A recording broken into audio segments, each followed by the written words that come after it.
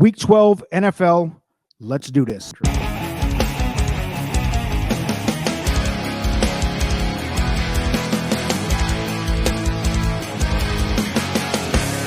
Ladies and gentlemen, welcome aboard NFL Weekly Throwdown, Week 12 edition. Vinny Blonde is in. And ladies and gentlemen, if you're not paying attention, we've been winning a lot of money for the kids at home, folks. We're going to throw up a graphic here to show that. But first off, Vinny, this is your fourth week in a row, I believe. How's it going? I know you're making a bunch of money because we are looking at some stats here that cannot be denied. So how's it going tonight? Good, man. Good. Thanksgiving games this week should be fun. I'm excited. Yeah, we keep doing pretty good. I mean, we definitely had some luck there last night because I took the Eagles the cover, and whatever his name is for the Chiefs dropped the ball late. Oh, that's which would have ruined that. So yeah, I mean, love to see it. Yeah, rather be lucky than good sometimes. Yeah, but that was a good bet. I didn't touch that game. I didn't have it in any way because I knew that was going to be, we were going to be towing the line in that field goal range. I cannot believe that the Chiefs couldn't score more than 17 on them, but this is a different year with the Chiefs. They're a little bit different than we've seen in the past. I feel like they're a little bit weaker. Let's take a look at our records year to date. Last week, by the way, the graphic here in the red, I went 9-2. Vinny went 9-5. The yellow graphic here is our year to date if you're betting $100 per bet. So 80-64 all day for me. And you see now, before I was winning my totals and losing point spreads, but it's really equaled out here over time. I'm just winning at about 55 to 56%. Vinny's doing an unbelievable 64% overall, 23-13, smaller sampling size, but we'll see how it goes. Hey, man, you can't take it away. This is 3 weeks of winning here on the show, and this is, I believe, my 5th or 6th week on the show, and we're just winning. It's consistent, and we're just picking and choosing games. You can't bet every game, so this is what we're doing here. So, Vinny, yeah, like you said, there's a Thanksgiving. There's 3 games on Thanksgiving. There's a game on Friday. There's a half slate on Sunday. Games on Monday. It's a weird week, but let's hop right into it. I mean, have you seen any games that stick out in your mind here in Week 12 before we jump in?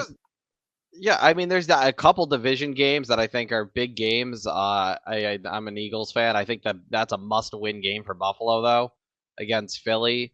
But there are a couple division games that look super interesting. I mean, Bengals Steelers, arguably the Bengals don't have Burrow the rest of the year, but that's arguably probably for a wild card spot. You know, the winner stays alive in the wild card because of Baltimore. The 49ers Seahawks, that's another division game that's probably one of those teams probably gonna end up fighting for a wild card. So it's definitely gonna be a fun week. I think the slate definitely is better than last week's overall from top to bottom. Yeah, there's way more balance. And before we jump into the games here, a little salute to Vinny. We have 2 teams that are looking like 2 of the 3 best in the NFC. That's hard to do. I'm a genuine Lions fan, have been for my whole life. Vinny's a genuine Eagles fan. And there's going to be a point where one of us is going to be devastated by the other. And it's probably going to be me, full disclosure. Your 9-1 Eagles look really damn good. Then you got to throw the Niners in, who have, outside of a few injury weeks and outside of Brock Purdy, that's the best team in the NFL to me. But with Purdy, I mean, that's a wild card. We'll see where that goes. We'll jump into that later. But let's jump in. We got 3 Thanksgiving Day games. The first one is my Detroit Lions hosting Green Bay. Let's see. We got a -8 line. I've got it at 7.5. I don't know what you have it at, Vinny, but 46.5, somewhere like that with the totals. Where'd you come out on the Green Bay Packers going into Detroit in a hostile environment? Yeah, I have this at 7, Lions at -7.5, and I would honestly take that. Like you said, I think this Lions team is arguably the most complete team, which is crazy to say, but incredible. They got a balance. You got a balanced passing attack. You got you got a great run game. The defense isn't half bad. This Green Bay team is not great. It hasn't been all year. Like it's coming Lions off Jordan Love's maybe his best game as a pro, though.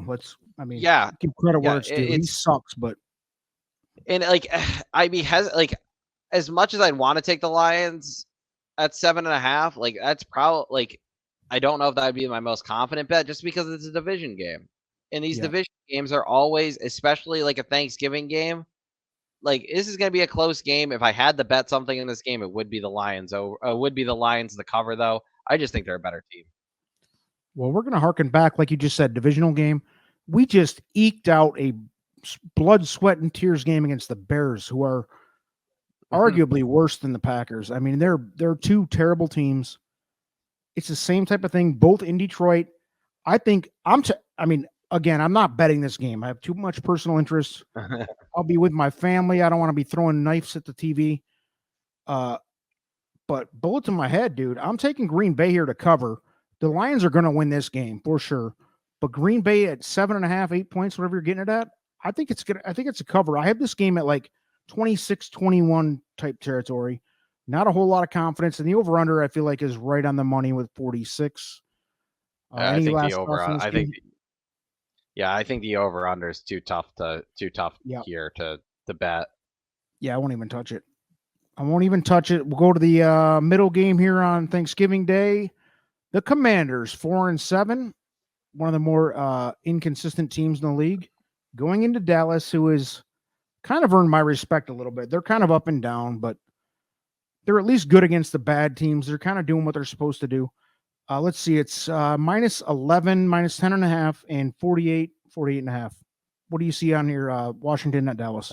The Cowboys beat up on bad teams. They've covered the last 2 weeks. True. I'm going to take them to cover again. I mean, the Commanders started the year much better than they've looked recently. They have not looked great recently. They just let Tommy DeVito drop 31 on them.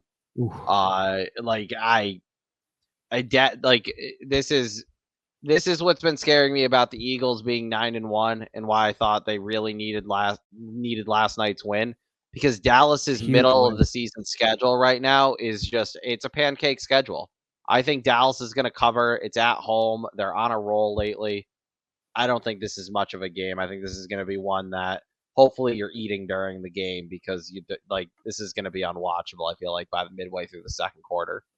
Unless you're a Cowboys fan, then you're going to be, gushing online about how great this team is. Yeah. Shout out to Nolan in the comments. He's been commenting about your Eagles. He's a big Eagles guy. And I did not have them number one in my power rankings all year until last week. And then because I kept saying they're 8-1, they're 7-1, they're 6-1, but they're not beating anybody down. They're just winning close games. But last night was kind of the watershed moment where I'm like, okay, they're just going to beat everybody. Like the Chiefs, I don't think the Chiefs, honestly, like, this is the worst Chiefs team I think we've seen in the last 4 or 5 years. And that's no insult, because they're always good, but they're a little bit below standard Chiefs wise. Maybe they'll get there by the end of the year. I think they really needed to sign, like the Lions went out and got Donovan Peoples-Jones. Why couldn't they go get a guy like that? That would have really helped them, like more than the Lions even, because I don't think they have cap. Killing them. The issue is they don't have cap room for a receiver. It's been killing. It's killing them. Yeah, but Peoples-Jones, I mean, we're not talking about this is an AJ. Yeah, I mean, they tried that last year, getting Kadarius Toney. They've brought some guys in. They've brought some guys in here and there.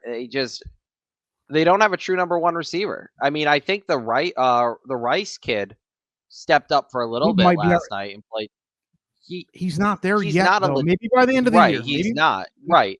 And I think that's kind of what they're hoping is Kelsey. Anything's possible, and Andy Reid. I mean, I'm not throwing them out, folks.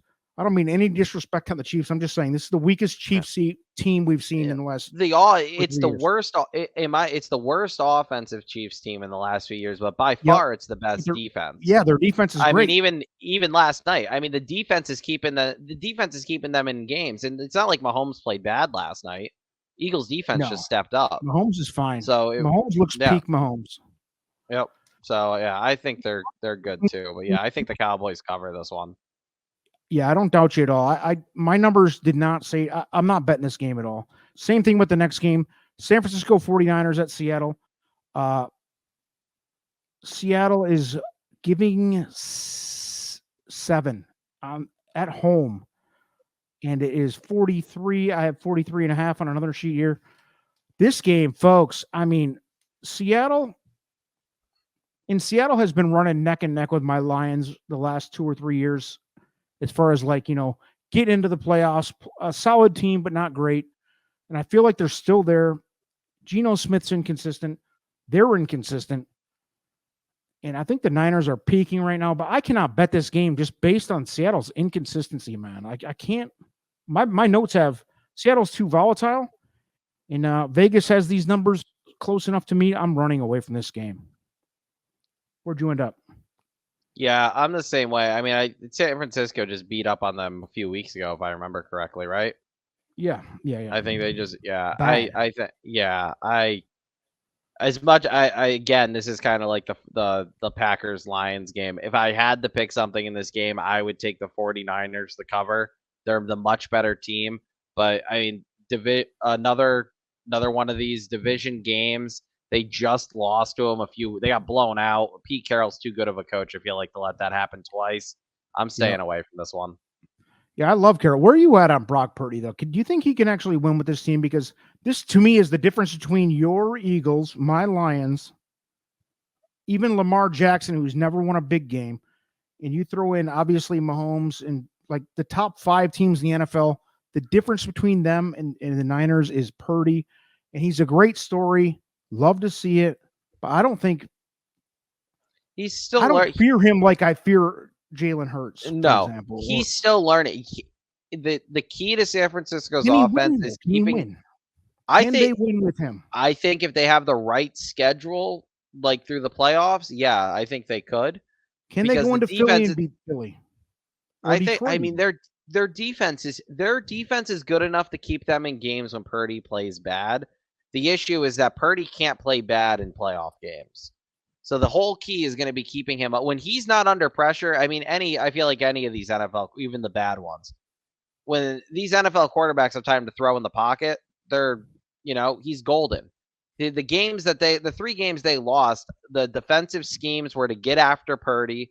I know they had some injuries in those games, but when they got after Purdy and they made him make quick decisions or got him rolling out of the pocket, then he's not great. But yeah, he's basically still a rookie, folks. Right. If you give him 3 or 4 seconds in the pocket, like they've been able to give him the last few games, and defenses can't get to him, and that's what happens when you fear the run. So when McCaffrey plays so good, you run that play action, you give Purdy 3 seconds to throw. Yeah, he's gonna pick any defense apart as long as he mentally. I feel like he's there.